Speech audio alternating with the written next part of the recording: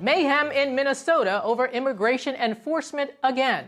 Federal agents shot and killed an armed man who approached Border Patrol agents. It happened just after 9 a.m. today during an operation to arrest an illegal immigrant wanted for violent assault. The Department of Homeland Security says it was done in self-defense. This is the third shooting by federal agents in the city this month. It comes after days of mass protests against the Trump administration's actions on immigration. The mayor of Minneapolis says the agents are acting with impunity. The state's governor, Tim Walz, is calling on President Trump to remove ICE from the city and let the state investigate the shooting. Here are some of the specifics on what happened and what authorities say is needed to keep order. We'll listen in to Commander of Border Patrol. During this operation, an individual approached U.S. Border Patrol agents with a 9mm semi-automatic handgun. The agents attempted to disarm the individual, but he violently resisted. Fearing for his life and the lives and safety of fellow officers, a Border Patrol agent fired defensive shots.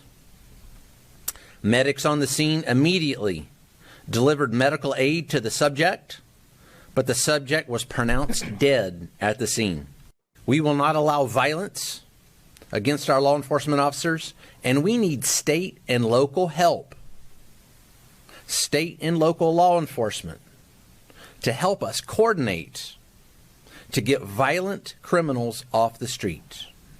Mayor Fry and Chief O'Hare just a few minutes ago did the opposite of that by omitting the fact that the suspect had a gun and magazines full of ammunition. The man was 37 years old and white, according to Minneapolis Police Chief Brian O'Hara. He is a resident of Minneapolis. He is believed to be a U.S. citizen. No name has been given. The chief said he appeared to own the gun lawfully. President Trump posted on Truth Social a picture of a gun, which appears to be a semi-automatic pistol that authorities said belonged to the deceased man. Trump said the gun was loaded and had 2 additional magazines. Family members identified the man as Alex Jeffrey Pretti. He is the second person shot and killed by federal authorities in the city this month. Earlier this month, agents shot Renee Good after she drove her vehicle forward into an officer.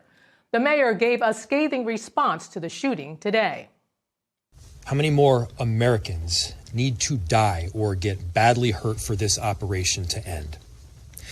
How many more lives need to be lost before this administration realizes that a political and partisan narrative is not as important as American values?